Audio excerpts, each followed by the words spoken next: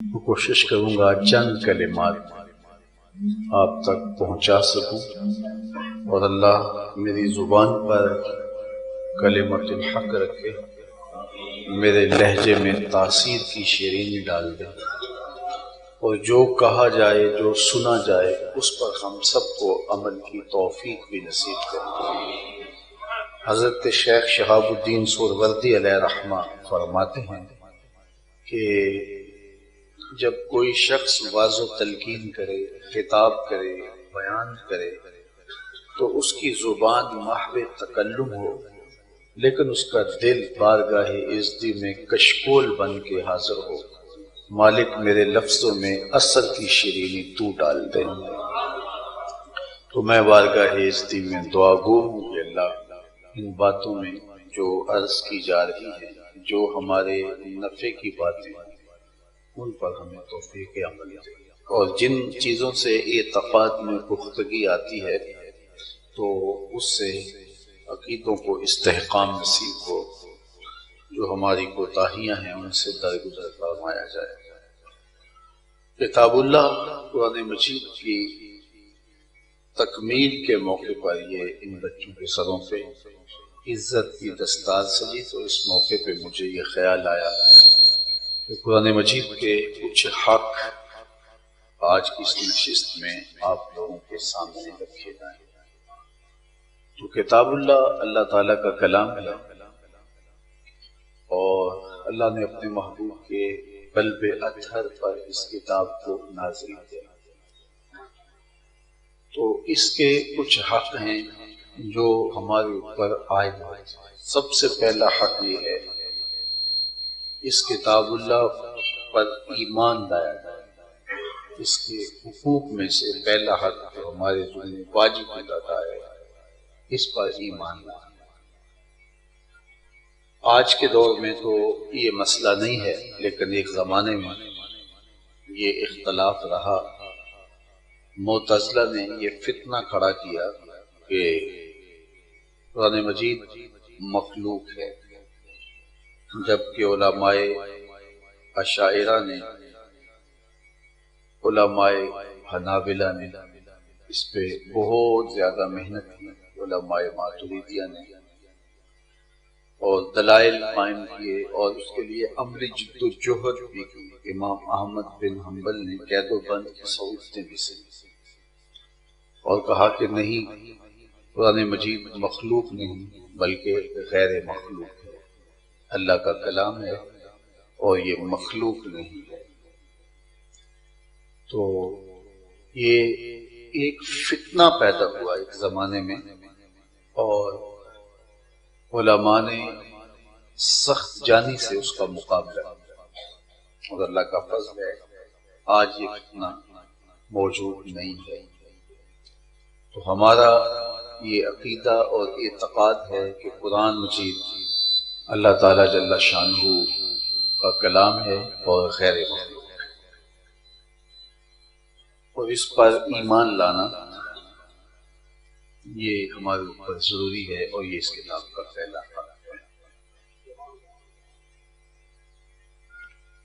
تو کتاب اللہ پر یقین، اس کتاب پر ایمان ہماری قبر کی روشنی کا ذریعہ ہے، اور اس کتاب کے ساتھ جو ہی ایمان کا رشتہ قائم ہوتا ہے تو پھر اس کتاب کے ساتھ محبت کا رشتہ بھی قائم ہو جاتا ہے، اور تبھی شوق تلاوت پیدا ہوتی ہے،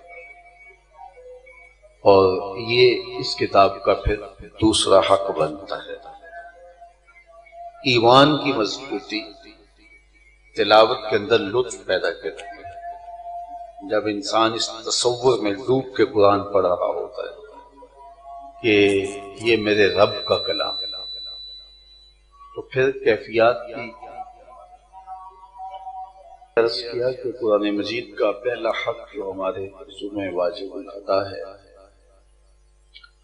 وہ یہ ہے کہ اس کتاب پر ایمان رکھا جائے کہ یہ کلام الہی ہے، اور اس کتاب میں کسی قسم کی تحریف کا امکان موجود نہیں ہے۔ اس لیے کہ اس کی حفاظت اللہ نے اپنے ذمہ کرم کر۔ جب یہ یقین کامل ہوتا ہے کہ یہ کلام الہی ہے تو پھر اس کی تلاوت کرتے ہوئے ایک حظ نصیب ہوتا ہے، ایک لطف آتا ہے کہ میں یہ وہ پاکیزہ کلام پڑھ رہا ہوں جو کلام الہی ہے اور حضور کے قلب اطہر پہ اس کا نزول ہوا ہے۔ ایک تیقن کا جہاں آباد ہوتا ہے اور پھر لفظوں کی مہک روحوں کو اور قلوب کو ایسی معطر کر دیتی ہے کہ اس کے اثرات انسان کی روح میں جذب ہوتے ہیں اور اس کے قلب میں پیوست ہو جاتے ہیں۔ تو یہ یقین بہت بڑی دولت ہے، یہ ایمان اس کتاب پر ہمارے بہت سارے دکھوں کا مداوع ہے اور ہماری بیماریوں کا علاج ہے۔ یہ ایمان ہی ہماری قبر کی روشنی ہے، ہمارے باطن کا چراغ ہے اور ہمیں عمل کی طرف راغب اس ایمان کی پختگی سے ہونا نصیب ہوگا۔ کسی زمانے میں پرانی قبر کھل گئی، اس طرح کے کوئی شخص فوت ہوا تو بظاہر قبر کا نشان نہیں تھا، تو انہوں نے قبر کھودی تو دیکھا کہ ایک اینٹ گری تو نیچے قبر، اور حیرانگی یہ کہ صاحب قبر کا کفن بھی میلا نہیں۔ تو ایک اینٹ تو گری اور یہ منظر دیکھا تو جستجو اور شوق کی چنگاریاں روشن ہوئی، تو دوسری اینٹ انہوں نے خود کھینچی تو دیکھا کہ نہ صرف اس کا کفن بھی میلا نہیں ہوا بلکہ اس کی لہد میں تازہ گلاب ہے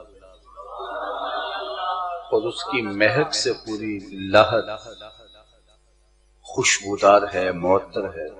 خیر قبر بن گئی اور قبر کے نشان سے صاحب قبر کی دریافت شروع ہوئی کہ یہ کس خاندان کا شخص ہے، یہ کون سا بزرگ ہے۔ خیر پتہ چل گیا کہ یہ قبر فلاں شخص کی ہے جو اس بستی میں رہتا تھا۔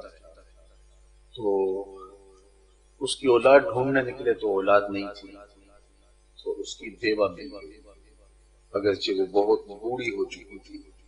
تو اس سے جا کے لوگ ملے اور کہا کہ ہم قبر کھودتے ہوئے 7 والی قبر میں یہ منظر دیکھا ہے، تو ہمیں شوق ہوا کہ ہم آپ سے پوچھیں کہ آپ کا شوہر کون سا نیک عمل کرتا تھا کہ اس کی قبر میں خوشبوؤں کے بسیرے ہیں اور رحمتوں کے ڈیرے ہیں۔ تو اس خاتون نے کہا کہ میرا شوہر ایک سادہ سا دیہاتی شخص تھا اور پڑھا لکھا نہیں تھا، میں نہیں سمجھتی اس کا کوئی ایسا خاص عمل ہے جو میں آپ کو بتا سکوں۔ ہاں مجھے یاد آیا اس کا ایک عمل تھا، اور وہ یہ کہ وہ قرآن مجید تو پڑھا ہوا نہیں تھا لیکن نماز پابندی سے پڑھنے کی عادت تھی، اور صبح جب فجر کی نماز کے بعد لوگ قرآن مجید کھول کے بیٹھ جاتے تو اسے بڑا دکھ ہوتا، کاش کہ میں بھی قرآن پڑھا ہوتا۔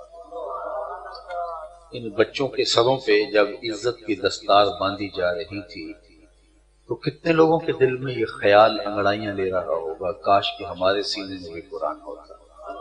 تو یہ آرزو پیدا ہوتی ہے، یہ خواہش جنم لیتی۔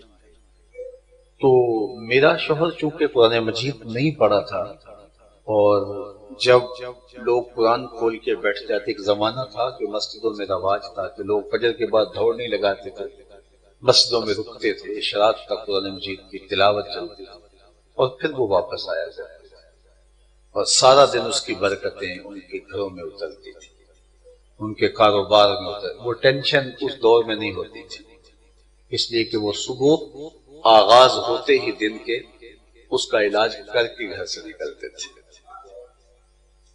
تو لوگ جب قرآن مجید کھول کے بیٹھ جاتے ہیں تو اس کو بڑا قلق ہوتا ہے، بڑی تکلیف ہوتی ہے، بہت مضطرب ہو جاتا ہے، کاش کہ میں بھی قرآن پڑھا ہوتا۔ تو وہ دکھی اور بوجھل قدموں سے وہ گھر آتا ہے اور اپنے درد کا مداوع اس طرح کرتا ہے کہ اوپر طاق میں پڑے ہوئے قرآن مجید کو اٹھاتا ہے۔ یہ اس کی زندگی کا معمول رہا، اس کو اٹھاتا اور اس کو کھولتا، پھر بے اختیار آنسو بہنے لگتے اور ایک ایک سطر پہ انگلی رکھتا اور کہتا مالک مجھے نہیں پتا یہ کیا لکھا ہے، لیکن جو لکھا ہے سچ لکھا ہے۔ پھر دوسری سطر پہ انگلی رکھتا کہتا مالک مجھے یہ بھی نہیں پتا یہ کیا لکھا ہے، لیکن یہ بھی حق لکھا ہے۔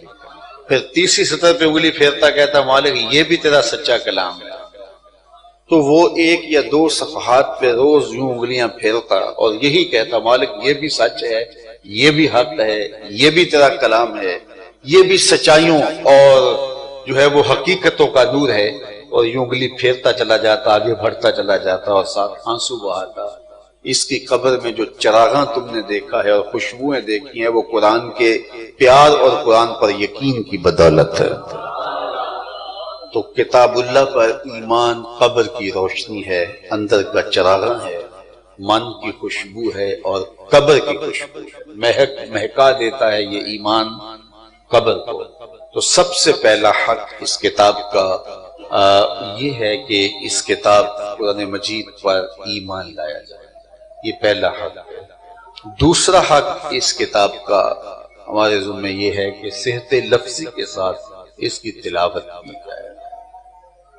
قرآن مجید کی تلاوت ایک ایسی دولت ہے کہ حرف حرف پہ نیکیاں نصیب ہوتی ہیں اور ہر حرف پہ 10 نیکیاں نصیب ہوتی ہیں۔ اور آقا کریم نے فرمایا کہ الف لام میم یہ ایک حرف نہیں ہے بلکہ یہ 3 حرف ہیں۔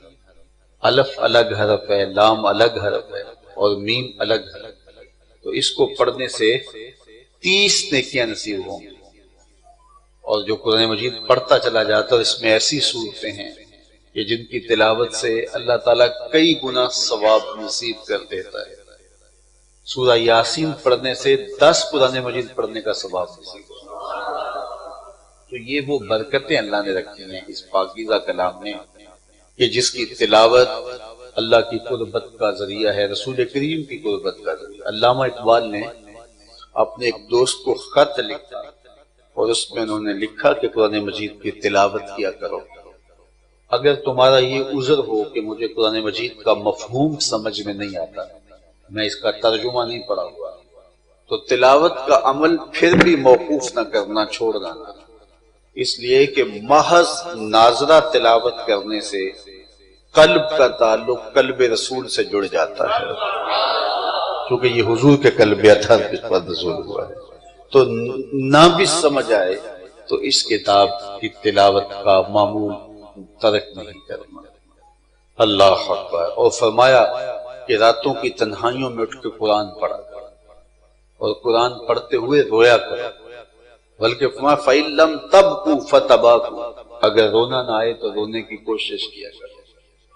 حضرت داتا گنج بخش علی حجویری علیہ رحمہ سے ایک مرید نے پوچھا حضرت اگر رونے کی کوشش کریں پھر بھی رونا نہ آئے، فرمایا پھر اپنے مقدر پہ رویا کرو۔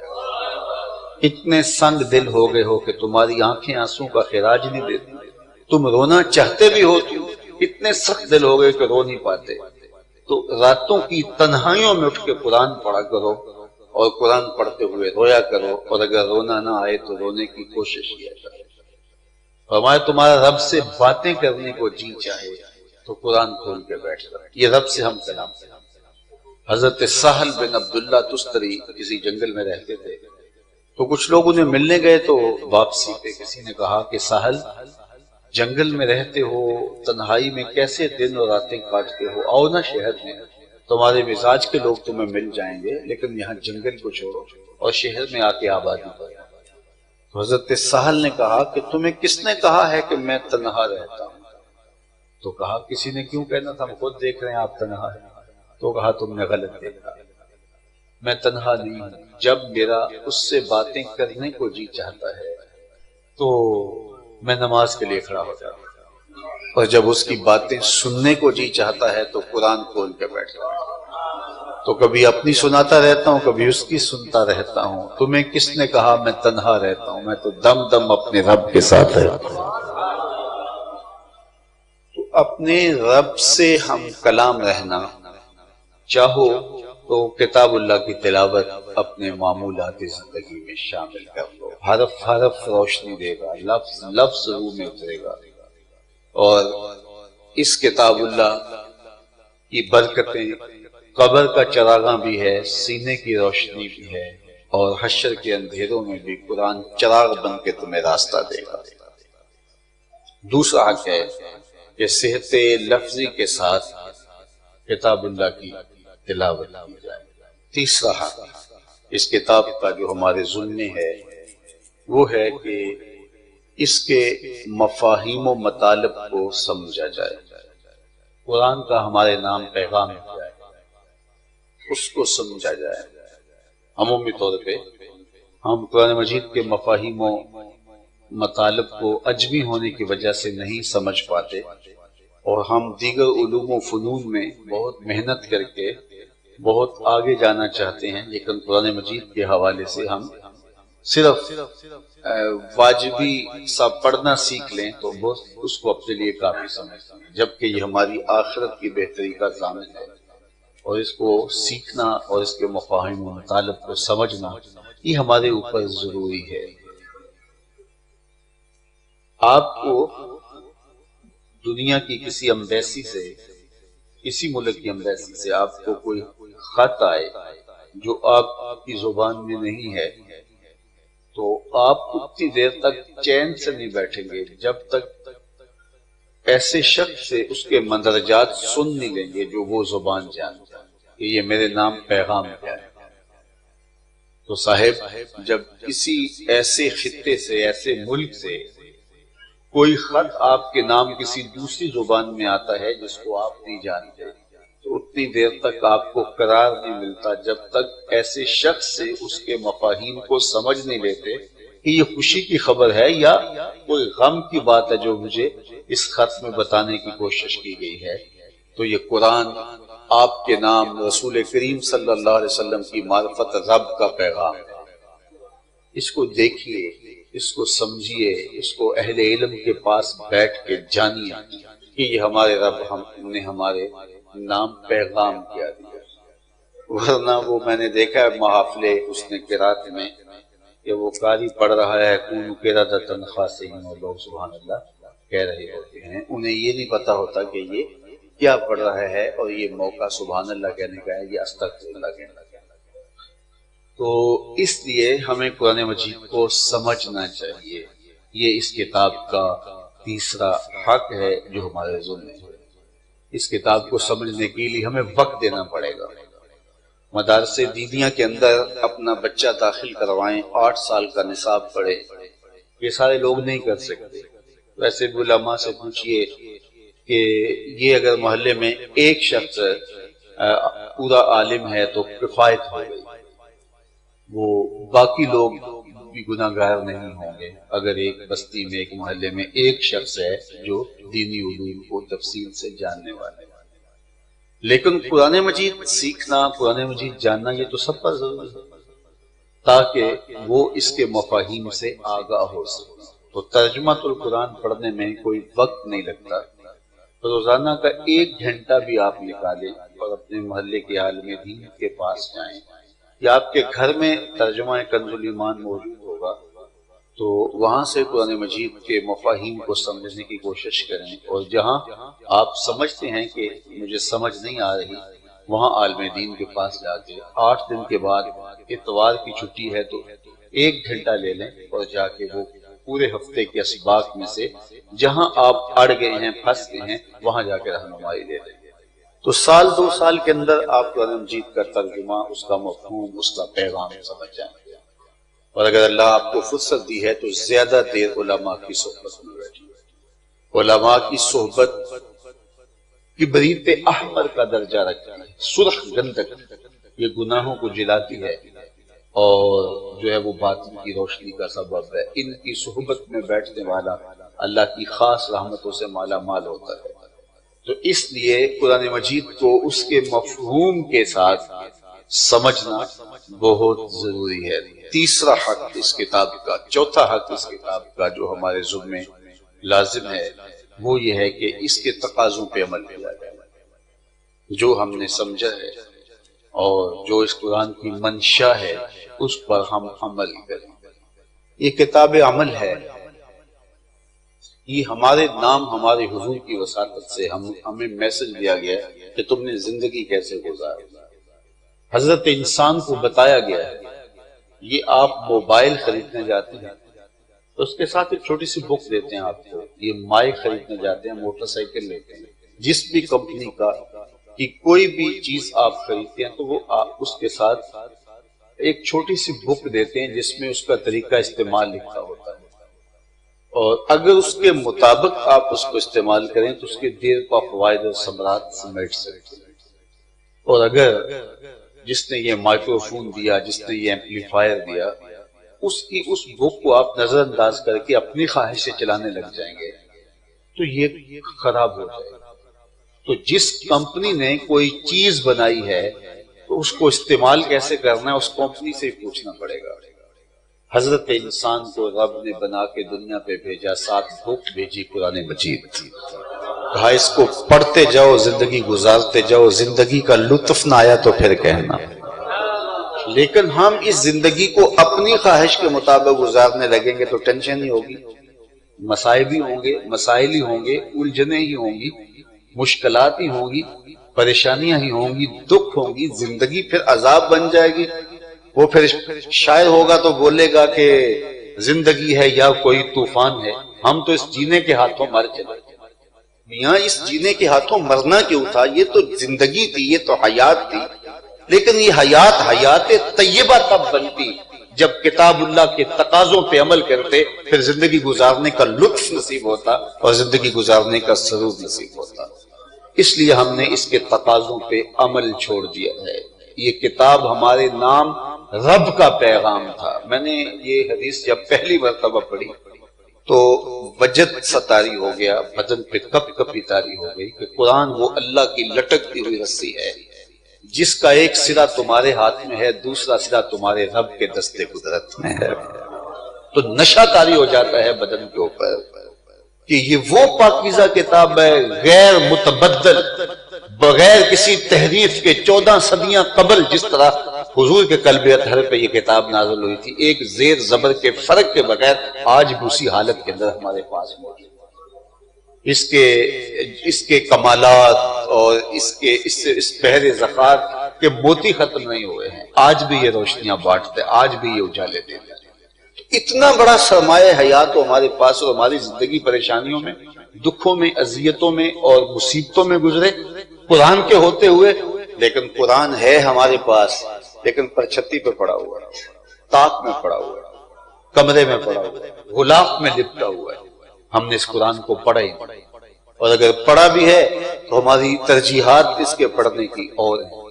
جن بھوت بھگانے کے لیے قرآن مجید کی تلاوت ہم کر رہے ہوتے ہیں، ہم برکت کے لیے صبح دکان پہ قرآن کھول کے بیٹھتے ہیں، برکت ہوتی ہے، میں اس کا انکار نہیں کرتا، یہ انکار نہیں ہے، لیکن قرآن مجید کے نزول کا جو بنیادی مقصد تھا، قرآن کا موضوع ہدایت ہے، یہ ہماری زندگی کے روگ مٹاتا ہے، اندر کی گندگیاں، کالک، اندر کی غلاظتیں، عیوب اور ہماری وہ چیزیں مٹا کے ایک پاکیزہ ستھرا انسان ہمیں بناتا ہے۔ لیکن قرآن مجید کی تلاوت ہم اس نقطہ نظر سے نہیں کرتے۔ قرآن مجید کے پڑھنے سے آپ کے گھروں میں برکت ہوگی، اس میں کوئی شک نہیں ہے۔ مرنے والے کی روح کو اصالہ ثواب کرو گے تو یقیناً اس کی قبر میں نور اترے گا، روشنی ہوگی۔ آپ نے فیکٹری بنائی ہے، گھر بنایا ہے، بچوں کو بٹھایا، قرآن مجید پڑھایا، کیوں برکت نہیں ہوگی؟ ضرور ہوگی۔ قرآن مجید کے کلمات نور کا دم کرو تو قرآن کے نور کے مقابلے میں کوئی نار ٹھہر نہیں سکتی، اس میں کوئی شک نہیں ہے۔ لیکن کیا قرآن مجید کے نزول کا جو بنیادی مقصد تھا وہ یہ تھا؟ اقبال کہتے ہیں ببند صوفی و ملا اسیری حیات از حکمت قرآن گیری و آیاتش سراکار جزی نیز یاز یاسین او آسان بگیری۔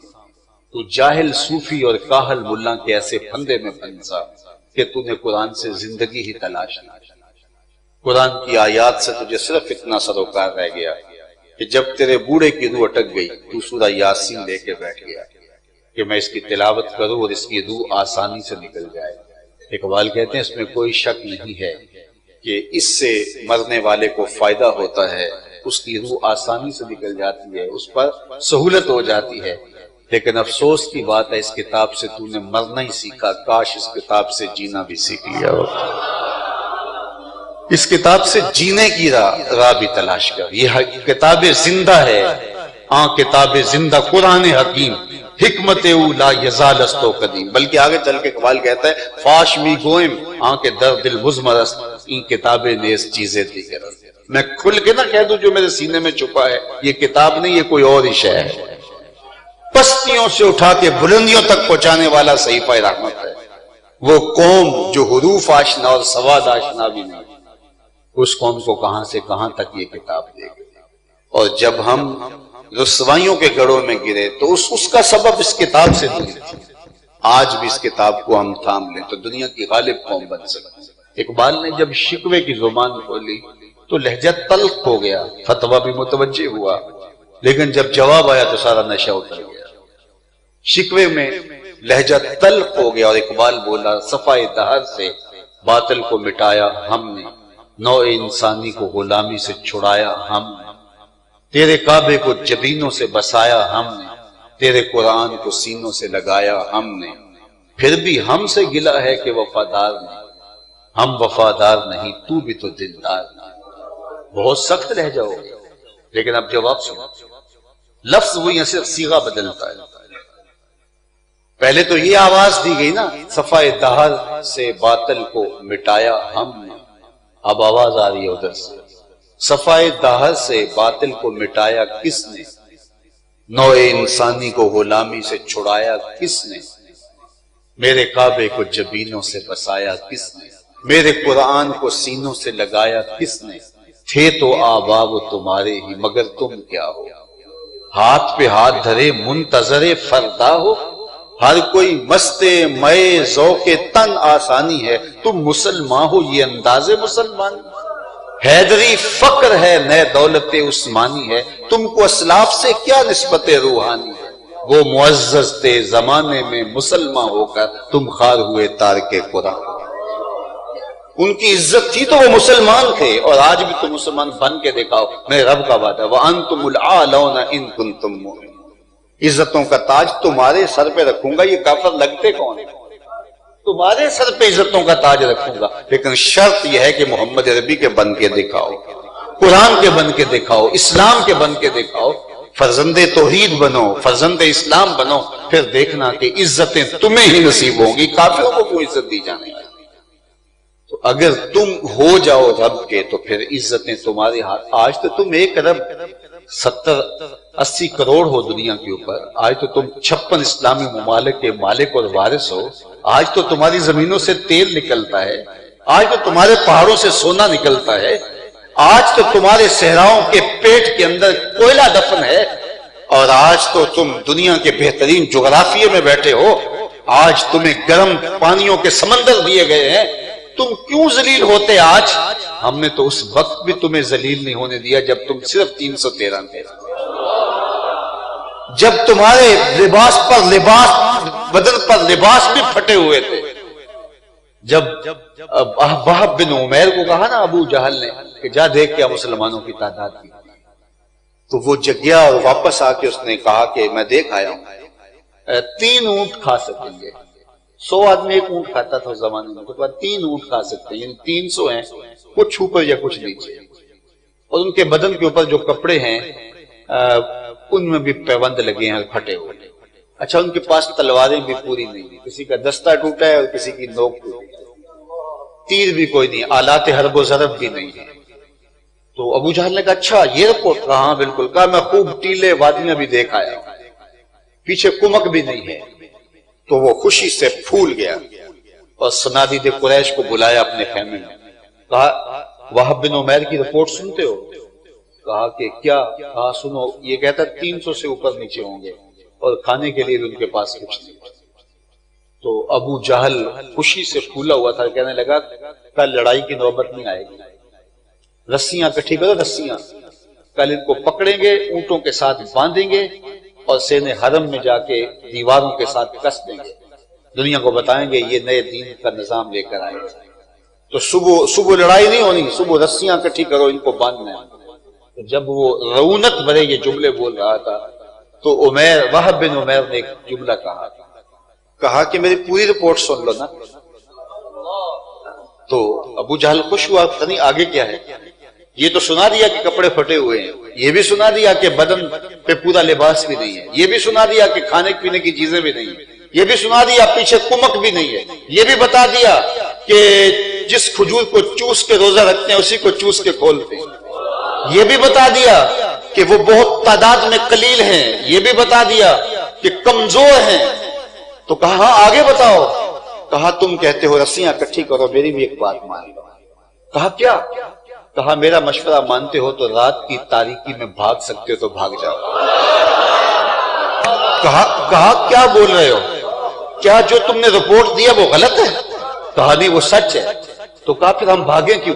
تو سنو عمیر کے لفظ، وہب بن عمیر کے. اس نے کہا بلاکن رأیت یا معشر قریش المنایا تحمل البلایا، البلایا تحمل المنایا. اے قریش کے سرداروں میری بات تو غور سے سن لو. میں اپنی ان آنکھوں سے دیکھ کے آیا ہوں یسرب کی اونٹنیاں اپنی پشتوں پہ موتیں اٹھا لائی، اور تم کہتے ہو کہ رسیاں اکٹھی کرو، اور میں کہتا ہوں کہ بھاگ سکتے ہو تو بھاگ جاؤ. ان لوگوں سے لڑنا تمہارے بس کا روگ نہیں جو مرنے کے لیے آئے. واللہ میں نے ان کو زخمی سانپوں کی طرح پیچ و تاب کھاتے ہوئے دیکھا ہے، اور کل ان میں سے کوئی مرے گا نہیں جب تک تم میں سے ایک ایک کو لڑ نہیں جاتا. اور اگر اتنے تمہارے لوگ مارے جائیں تو پھر افسوس ہے تمہارے جینے پہ. تو رسیاں اکٹھی نہ کرو، بھاگ سکتے ہو تو بھاگ جاؤ. اگلے دن عظیمت کی جو داستانیں اہل ایمان نے رقم کی، اس دن کو میرے رب نے بھی یوم فرقان کہا.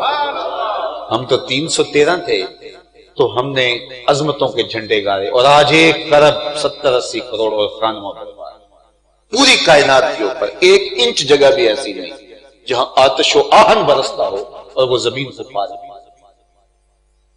تو آج میں سوچوں، آج آپ سوچیں ہمارے ساتھ یہ کیوں ہو رہا ہے؟ کیا ہم اس کو ماننے والے نہیں ہیں؟ لیکن ہم زبان سے تو اقرار کر رہے ہیں لیکن ہمارا عمل اس کی گواہی نہیں دیتا. جب میں کہتا ہوں الہی میرا احوال دیکھ، حکم ہوتا ہے اپنا نامہ اعمال. اگر ہم آج ہی اپنا نامہ اعمال ٹھیک کر لیں تو اللہ کی رحمتیں ہمارے اوپر برسنے لگیں، اور اس کی کرم نوازیوں کے اجالے ہمارے گھروں میں طلوع ہوں. خدائے زندہ زندوں کا خدا ہے. اگر ہم آگے بڑھیں اور اپنے معاملات حیات کو ٹھیک کر لیں. اتنی خوبصورت کتاب قرآن مجید، اور ہم اس کے ہوتے ہوئے بھی گمراہ رہے، اس کے ہوتے ہوئے بھی تفریق، تشدد اور افتراق کے اندر مبتلا رہے. تو پھر افسوس ہے ہمارے اوپر کہ اس کتاب نے ہمیں درس کیا دیا تھا اور ہم نے اس سے سبق کیا دیا. تو اس کتاب کا تقاضا ہے کہ اس کتاب پر عمل کیا جائے. یہ کتاب جو ہمیں بتاتی ہے اس کے مطابق اپنی زندگی گزاریں. پھر ہم سرخرو ہوں گے، سر بلند ہوں گے، عزتوں کی دستاریں ہمارے سر پہ رکھیں. ہم رسوا نہیں ہوں گے، گلی گلی ہماری رسوائیوں کی کہانیاں نہیں ہوں گی. قرآن کے تقاضوں کو روح بعمل لائیں ہم، تو پھر دیکھنا کہ اللہ کس طرح ہماری لاج رکھتا ہے اور کس طرح ہمیں عزت دیتا ہے. صرف 500 لوگ تھے جو اندلس کے ساحل پہ اترے تھے، صرف 500 لوگ، لیکن اللہ پر تیقن، کتاب اللہ پر ایمان اور تقاضوں پہ عمل ایسا تھا کہ جب وہاں کے حکمران نے کہا اپنے جاسوسوں کو جاؤ دیکھ کے آؤ، تو وہ دیکھ کر آیا. تو اس نے کہا کہ مجھے یہ بتاؤ یہ آئے کہاں سے؟ تو اس نے کہا کہ چونکہ کشتیاں جلا دی تو کہا یا تو زمین سے اگے ہیں یا آسمان سے گرے. اور پھر ان 500 لوگوں نے جو پھر دھاک بٹھائی، اور اللہ نے وہاں اندلس کے اندر مسلمانوں کی عظمتوں کے جو جھنڈے گاڑے. آج بھی وہاں جو ہے وہ کھجوروں کے درخت دیکھتے ہیں تو وہ ماضی یاد آتا ہے. عبد الرحمن الداخل نے وہ پہلا درخت وہاں کھجور کا لگایا تھا، جب کھجوریں ساتھ لے کے آیا اور اس نے وہاں ایک گٹھلی بو دی، اور پھر جب وہ اگی تو ایک دن اپنے وطن سے اداس ہو گیا، اور وطن سے اداس ہوا اور وہ لہلہاتی ہوئی کھجور. تاریخ مکری میں وہ سارا قصیدہ موجود ہے. علامہ اقبال نے اس کا آزاد ترجمہ کیا ہے کہ اپنے وطن سے دور ہوں میں، اپنے وطن سے دور ہے تو، اپنے وطن سے دور ہوں میں، اپنے وطن سے دور ہے تو، مغرب کی ہواؤں نے پالا ہے تجھ کو، صحرائے عرب کی حور ہے تو. صحرائے عرب کی ہود ہے، تو وہ آج بھی نشان ہمیں بتاتے ہیں کہ وہاں پہ اس امت نے جب تک کتاب اللہ کے تقاضوں پہ عمل رہا تو کس طرح فتح کے جھنڈے گاڑے، اور پھر زمانے نے وہ لفظ منظر بھی دیکھے کہ جب پہاڑی کی چوٹی پر ہوئے ابو عبداللہ نے آخری نظر ڈالی اور اس کو خون کے آنسو بہا رہا تھا۔ تو جب ہم کتاب اللہ کو اپنی روحوں میں اتار لیں گے تو ہم دنیا کے اوپر غالب ہوں گے، اور اگر ہم اس کتاب سے اپنے تعلق کو کمزور کر لیں گے تو مادی وسائل کے باوس ہم رسوا ہوں گے۔ تو آئیے اس کتاب اللہ کے تقاضوں پہ عمل یہ ہماری زندگی کا ایک لازمہ ہو، کتاب اللہ کے بتائے ہوئے طریقوں کے مطابق اپنی زندگی بسر کریں، تو یہ سرخوری کا راستہ اس کتاب اللہ کا چوتھا حق ہے جو ہمارے ذمہ واجب الادا ہے۔ پانچواں حق اس کتاب کا یہ ہے کہ ہم نے جو پڑھا، جو سمجھا اور جو سیکھا اور جو اس پہ عمل کیا، اب اس کو دوسروں تک پہنچائے۔ اس امت کو اللہ نے پورے عالم کے اندر جو پھیلایا ہے وہ یہ جذبہ تبلیغ ہے کہ وہ دوسروں تک پہنچا دے۔ یہ علامہ اقبال نے فلسفہ پڑھا ہے مسٹر آرنلڈ سے، تو یہاں سے جانے کے بعد انہوں نے ایک کتاب لکھی پریچنگ آف اسلام، تو اس کے اندر انہوں نے اس عنوان سے بحث کی ہے کہ اسلام پوری دنیا کے اوپر پھیلا کیسے، ایک صحرا سے اٹھے اور پوری دنیا کے اوپر پھیل گئے۔ تو اس کے اندر اس نے بہت ساری باتیں لکھی، تو ایک بات اس نے یہ لکھی کہ اسلام نے تبلیغ کا ٹھیکہ کسی خاص طبقے کو نہیں دیا، بلکہ اس امت میں ہر شخص سے مبلغ ہے۔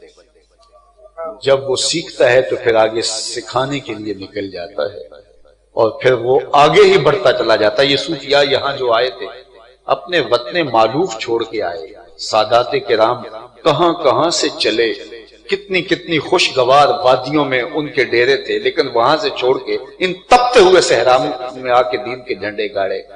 تو یہ چلتے گئے، آگے بڑھتے گئے، کہاں سے چلے کہاں تک پہنچے۔ اصحاب رسول کی قبریں دیکھی، کہاں سے کہاں تک پہنچے۔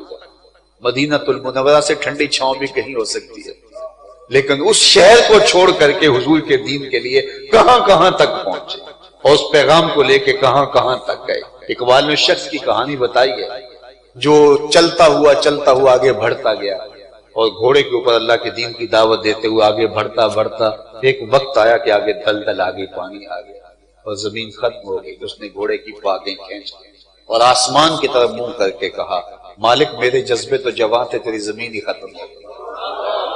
دی ازانے کبھی یورپ کے کلیساؤں میں، کبھی افریقہ کے تپتے ہوئے صحراؤں، دشت و دشت دریا بھی نہ چھوڑے ہم نے، بحر ظلمات میں دوڑا دیے گھوڑے۔ کہا مالک میرے جذبے تو جوان تھے، تیری زمین ہی ختم ہو گئی۔